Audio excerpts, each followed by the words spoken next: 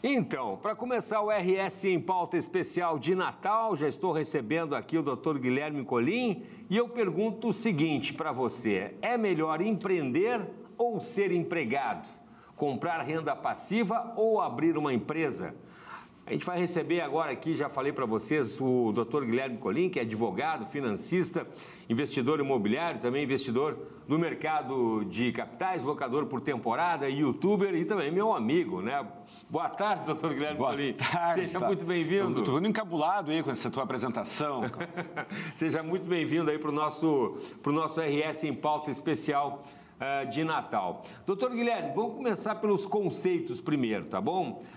O que é comprar renda passiva, né? Eu também li ali, depois fiquei pensando, né? Qual a diferença entre isso e abrir uma empresa? A diferença é o trabalho. Renda passiva é aquilo que você adquire, que lhe produz uma renda e que exige nenhum ou muito pouco envolvimento do trabalho, envolve um pequeno comprometimento de tempo. O exemplo mais comum é o imóvel por locação, mas pode ser ações que geram dividendos, pode ser fundos de investimentos imobiliários.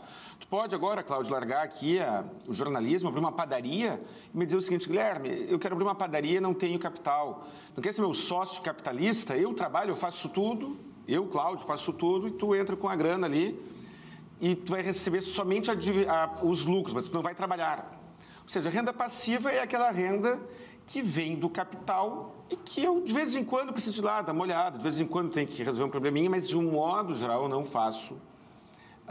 Eu não tenho um envolvimento direto relevante. Isso é renda passiva. A empresa, não. A empresa, o cara é empresário e trabalha, né? Bom, e do ponto de vista, então, que o Dr. Guilherme gosta de fazer reflexões, né, deixar reflexões, do ponto de vista de inteligência econômica, quais são os critérios que o senhor usa para saber se vale a pena largar o emprego, né, largar aqui, por exemplo, a minha vida de jornalista e abrir uma empresa, ou se é melhor comprar renda passiva e seguir aqui como jornalista? Cláudio, do ponto de vista de inteligência econômica, sim, primeiro, eu não entrego respostas. Isso. Eu sugiro critérios de reflexão. Tá? Então, tá, cada um, essa é a decisão de cada um. Tá. Qual é a dica que eu dou? Primeiro, do ponto de vista de inteligência econômica, se você tem uma questão ideológica, eu quero abrir uma livraria para divulgar a cultura, eu gosto de cozinhar e quero desenvolver, ok, mas não é disso que estamos falando aqui. Qual é o critério que eu sugiro? Que você faça uma avaliação de quanto que você ganha de salário trabalhando, qual o capital que você precisará aportar para abrir uma empresa, aquela empresa hipotética que estamos falando, qual é a capacidade de expansão que aquela empresa tem. Alguns setores o cara começa pequenininho e vira um mega empresário. Outros setores a tendência não é essa. O índice de retorno anual daquela empresa, o nível de envolvimento que você tem com aquela empresa. Eu recebi uma pergunta um tempo atrás, através do canal Economia e Direito, de um professor de educação física. Ele dava aula de manhã e de tarde em 2 colégios, conseguiu juntar um dinheiro suficiente para abrir uma academia. Eu ponderei com ele o seguinte: quanto é que tu ganha de salário? Eu ganho X. Beleza. Uma academia, se tu vais aportar uma grana para ganhar o mesmo X que tu ganha como empregado, não faz sentido. Se tu vai ganhar um pouco mais, talvez também não faça sentido, porque aquele dinheiro... Tu vai ter que trabalhar mais, talvez. Tu vai trocar uma renda pela outra.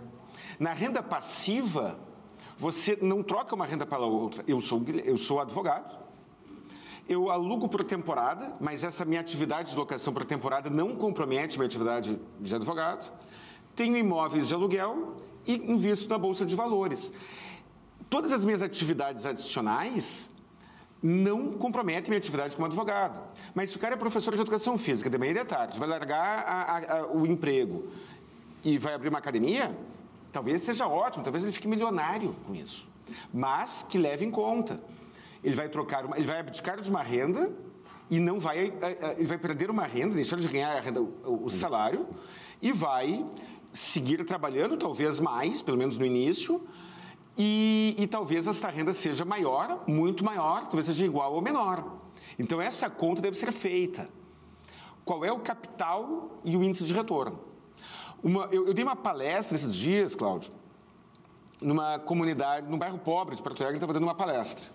E um membro uma pessoa disse o seguinte: olha, eu tenho uma fábrica de picolés e vendo aqui no bairro, na comunidade, nos arredores. Faço picolé caseiro. E aí, na conversa, ele me trouxe as seguintes informações. Tem não sei quantos freezers, tem isso, tem aquilo, tem aquele outro, que, segundo ele, custa tudo em torno de 50, 60 mil reais. Para ter uma cozinha bacana, que nem ele disse que tinha. Aí eu perguntei, quanto é que tu ganha? E quantas pessoas trabalham? Quem trabalha sou eu, minha esposa e o meu filho. 3 pessoas. Quanto é que tu ganha? Isso a gente consegue tirar em torno de 6 mil, 7 mil por mês. Tá bom. Com 60 mil reais aqui, na conversa, ele me trouxe essa informação, ele poderia comprar uma casa naquele mesmo bairro, imóveis mais baratos geram um aluguel proporcionalmente maior. Conseguiria comprar uma casinha pequena por 50, 60 mil reais, naquele bairro pobre, e ter um aluguel de 500 reais por mês, 1% ao mês. Então tá. 3 pessoas trabalham e ganham 7 mil por mês e tem 60 mil empatado ali. Se essas 3 pessoas largarem essa atividade, cada um arranjar um emprego de 2 mil reais por mês, já tem os 6 mil. E ainda tem os 500 pila da casinha. Uhum. Agora, se essa empresa ampliar, ela pode virar uma concorrente da Que Bom. Ela pode virar um player nacional. Mas a fotografia do momento é que não faz sentido. Sim. Aí você tem que ver o momento, né? O viés de crescimento, a capacidade de expansão. Sim, sim. Por isso que eu pergunto, a próxima pergunta é justamente isso, doutor Guilherme. O que o senhor considera um índice de retorno satisfatório para o investimento de uma empresa daí? Para uma empresa. Dependendo do setor, 5% ao ano do capital é considerado um bom retorno. Dependendo do setor, 20% é muito pouco. Exemplo, agricultura. A agricultura em larga escala. É comum que uma empresa agrícola produza um retorno de 5%, 6%, 7% ao ano. E isso é bom. Por que é considerado bom? Uma propriedade rural ela tem um viés de valorização. Vamos usar o exemplo da pessoa que tem a empresa de picolé. Uma cozinha industrial, os equipamentos de uma cozinha costumam ter um viés de depreciação. Dependendo do setor, 10% ao ano é ótimo, em especial naqueles setores em que o patrimônio, em que o capital é maior, em que o patrimônio ele tem uma blindagem por si só. Agora, se eu for caminhão, por exemplo, eu abri uma transportadora, uma empresa de transporte, de turismo, o ônibus ele tem prazo de validade. Você compra um ônibus 0 quilômetro hoje, daqui a alguns anos, esse ônibus terá uma série de restrições legais. Então, o ônibus vai perdendo o valor no decorrer do tempo. Se eu abrir uma empresa de ônibus, eu tenho que incluir a depreciação como despesa. A depreciação daquele bem como despesa. E aí isso me exige um retorno maior da aplicação que eu fiz, do investimento que eu fiz, do que no outro setor, como o da agricultura, por exemplo, em que a pessoa compra uma terra, recebe que seja 5%, que seja 4% ao ano, mas no decorrer do tempo a terra tem a tendência de se valorizar. Ao contrário, né, do caminhão. E essa avaliação é necessária. Chance de expansão. Alguns setores permitem que você abra aquele nicho, aquela empresa, e consegue reinvestir o capital nela e ela vai se expandindo e vai crescendo. Outras nem tanto. Envolvimento pessoal, a mesma coisa. Alguns setores, tu vira escravo da empresa. Sim. Outras, depois de um tempo, tu vai administrando essa empresa. Cada vez com um envolvimento menor de tempo. Então, essas variáveis devem ser levadas em conta. Mais uma dica, respondendo objetivamente à tua pergunta, a melhor parte da resposta eu deixo para o final. Renda passiva hoje, é fácil conseguir uma renda passiva de 5%, 6% ao ano em opções que produzam, além da renda passiva, uma valorização embutida. Portanto, eu não abriria uma empresa que me desse menos de 10% ao ano do meu capital investido. O senhor já havia comentado sobre ter sido procurado por um professor de educação física, né? Agora há pouco, com uma série de questionamentos aí. O senhor poderia resumir essa conversa que ilustra, né? Eu acho que ilustra bastante, muito bem o que a gente está falando justamente agora, sobre ter um emprego e largar o emprego para ter uma empresa. Uma academia de musculação. Cara, o empresário trabalha mais que o empregado, pessoal. Eu vejo muitos, tem que desmistificar isso. Eu vejo muitos empregados falando, como eu queria ser patrão. Para ter o horário que eu quiser, para acordar a hora que eu quero, trabalhar quando eu quero. Né? Olha só, se é para ganhar a mesma coisa, seja empregado. Sim. Aí a pessoa diz, mas o empregado pode perder o emprego. Sim, o empresário pode perder a empresa. Pode falir. E o capital que botou ali. Mas o empregado, ele tem que aguentar o patrão dando ordens para ele. Sim. E o empresário tem que aguentar o empregado, que eles se aguentam mutuamente, né?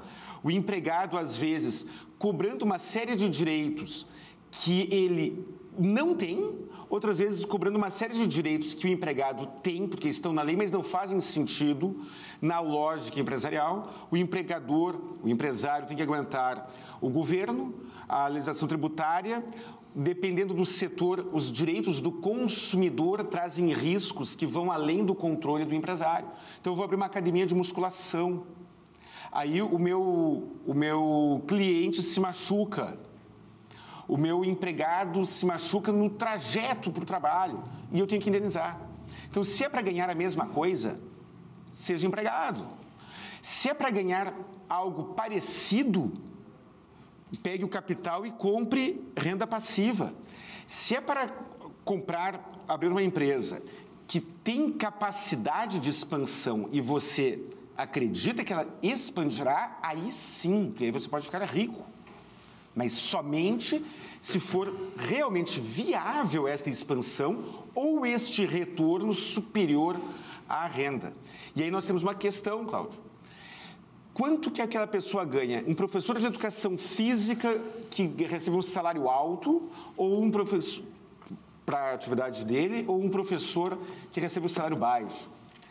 Um professor que tem um trabalho pesado, num local ruim, não interessa, que é desgastante pelas circunstâncias, ou outro que está satisfeito com o seu trabalho. Isso deve ser levado em conta, porque eu vejo, e está lotado, pessoal. Na época dos PDVs, lembra, Cláudio? Lembra do PDV? Para você ser demitido, ganhava uma indenização maior. O que eu já atendi de pessoas que eram empregados, receberam uma indenização, aderiram a um PDV, aí teve a moda das pet shops, teve a moda das cafeterias. Das locadoras. Abriram alguma coisa e se arrependeram. Então, esses cuidados e avaliações precisam ser feitas. Bom, o senhor é advogado e investidor imobiliário, né, do mercado de capitais. Seria como compartilhar um pouco aí dessa realidade, suas motivações também, porque isso é um assunto que me interessa bastante, né? Eu já vou entrar, antes da resposta, numa outra pergunta, na questão, por exemplo, se fala muito hoje em dia, se você tem R$100, você pode investir e tal. Eu estava vendo, por exemplo, rapidamente uma situação de um banco, onde o sujeito não usa mais o banco e ele cobra uma taxa de R$15 ao mês. Aí eu fiquei fazendo uma conta de R$15 ao mês, ele teria que ter um investimento numa caderneta de poupança de mais ou menos uns R$3.000, R$4.000, ali, né, considerando 0,5, só para empatar, né? Só para pagar os R$15 por mês ali. Aí eu fico pensando nos investimentos também, que tem a situação de, você pode com R$100, R$200, mas tem também aquela taxa de corretagem das corretoras. Como é que é essa relação de investir, essas motivações de pouco dinheiro, né, de entrar no mercado financeiro com pouco dinheiro? Cláudio, olha só, se eu não estou enganado, a caderneta de poupança não tem taxa. Se eu abrir uma caderneta de poupança, pura e simples, não tem taxa nenhuma. Não. E aí tem uma questão, a coerência entre o valor do investimento e o tipo de investimento. A coerência. Não é coerente eu com R$100, R$200, R$300, fazer uma aplicação num banco que me cobre taxas. Sim, claro. Tem tarifas de manutenção e assim vai. Isso. Não é coerente isso. Alguém tinha que falar isso aqui, porque senão fica essa ilusão, né? A coerência é um requisito para o desenvolvimento. Qual é a fase do jogo que a pessoa está? Eu estou juntando R$100 por mês, então meu tipo de investimento é esse. Os meus hábitos devem ser esses. É muito mais fácil economizar R$100 por mês, que equivale a R$3,30 por dia, do que economizar R$1.000 por mês, mas cada um tem a sua realidade e assim vai. Falando sobre o meu caso específico. Eu me formei em Direito em 99, com 22 anos, depois eu entrei na Faculdade de Economia, eu revendia carros usados. O que eu pensei? Sou advogado, recém-formado e tenho baixa renda como advogado. Comprava carros usados e revendia enquanto eu usava esses automóveis. Revendia no final de semana. Depois de um tempo, não foi mais necessário fazer isso. Segui advogando e comprei um primeiro imóvel, uma sala comercial que fica aqui na Barão do Amazonas, tenho ela até hoje. Paguei R$10.000. Morei muito ali perto do Barão do Amazonas, na Plata. Vizinho. Alugada por R$150 na época. Uma renda passiva. E a minha preocupação sempre foi... Atividade A, advocacia. Atividade B. Primeiro, não pode se ajudar melhor, mas não pode atrapalhar a atividade A. Segundo, deve produzir um retorno, então, renda passiva, estou falando, um retorno coerente com o investimento e que me comprometa, que exija pouco tempo direto meu. De vez em quando eu tenho que resolver algum problema aqui ou ali. E fui adquirindo o hábito de comprar ativos. Na educação econômica, ativo é a renda passiva. Compra alguma coisa que exerce por si só aquela atividade geradora de renda. O tempo foi passando e eu gostei de... comecei a comprar... tenho em Gramado imóvel que eu alugo por temporada. Tu conhece, inclusive? Sim. Meu flat lá. Sim. Isso envolve trabalho, mas é um trabalho que eu consigo realizar de maneira concomitante com... a minha atividade. Eu estava aqui, antes de começar a entrevista, respondendo uma consulta. Sim. Então, tem uma compatibilidade. A minha renda de advogado, na área previdenciária, ela é acima da média de renda do brasileiro médio. A minha renda como advogado não me permitiria abdicar da advocacia para... ficar vivendo. Não seria coerente porque eu iria perder uma renda maior pelo meu trabalho. Agora, vamos imaginar que eu fosse um advogado com pouca clientela, com baixa renda. Talvez valesse a pena pensar, bom, então vou... A advocacia deixou de ser minha atividade A e minha atividade A passa a ser a alocação por temporada ou a alocação de imóveis. É muito importante as pessoas saberem o que é a atividade A e o que é a atividade B. Mas eu não consigo comprar um imóvel com R$100 por mês. E tem um monte de educador financeiro falando coisas que são irreais. É verdade. É chato. Com R$100 por mês você fica milionário. Não fica. Eu gosto daquela expressão, a mágica dos juros. Mas isso aí mesmo. A mágica dos juros compostos, ela é mágica mesmo. Para o pessoal entender, é você ir aportando valores e aí vai ser, como existe a dívida juros sobre juros, existe a remuneração juros sobre juros. O que eu gosto de dizer é o seguinte, juros sobre juros é ruim quando você paga. Então, faz o seguinte, em vez de você pagar juros sobre juros, receba juros sobre juros. Só que aí que está, o juros sobre juros, para fazer sentido, ele tem que ser um percentual que ultrapasse a inflação e ainda sobra um pouquinho para você reinvestir. E aí tem que ter o cuidado ali de taxas, né? E sim, eu estou falando do líquido. Sim, do líquido. O resultado líquido, após as taxas. A constância das aplicações pequenas. Com R$100, R$200 por mês, é bom investir? É bom juntar? Eu demorarei um tempo maior para comprar uma vaca leiteira. Pode ser um apartamento, pode ser o que for.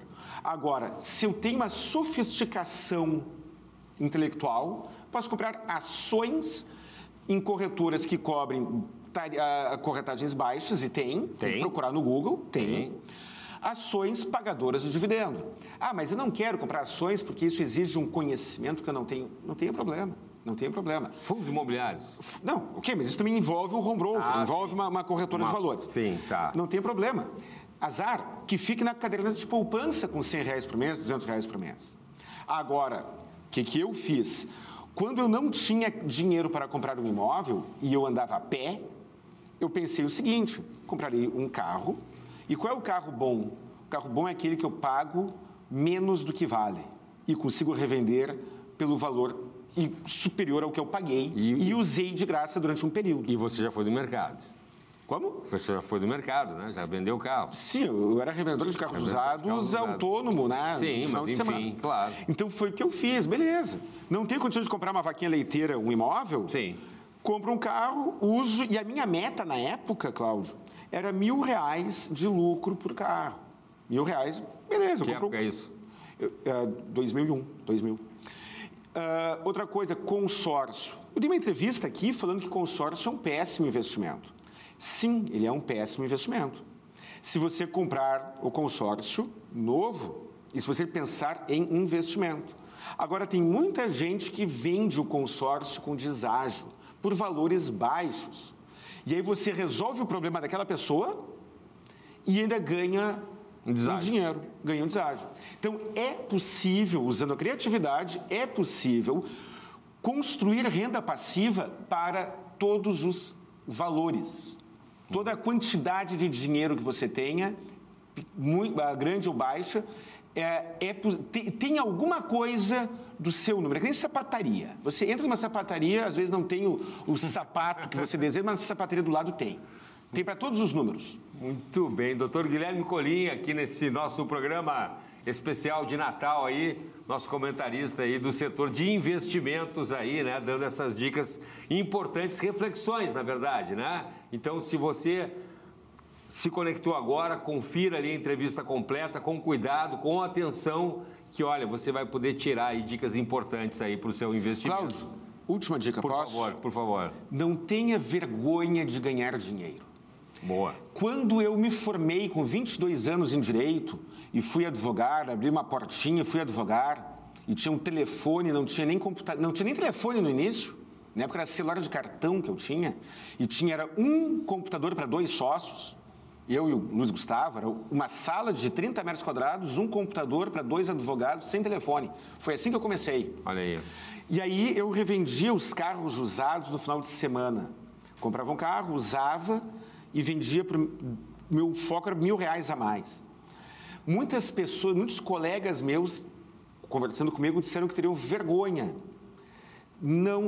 Trabalhar não pode ser fonte de vergonha. Investir e ganhar dinheiro de maneira legal e honesta não pode ser motivo de vergonha. Hoje nós temos o Uber. Eu, naquela época, provavelmente, se existisse o Uber naquela época, provavelmente eu seria advogado e motorista de Uber até melhorar financeiramente. Muito bem, obrigado pela participação, doutor Guilherme Colin, nesse especial de Natal, tá bom? Muito obrigado, um Feliz Natal e até a próxima. Até a próxima, Carlos. Seja muito bem-vindo ao RS em Pauta de hoje. Estamos aí com o sinal aberto via satélite pelo canal 575 para todo o país, pela nova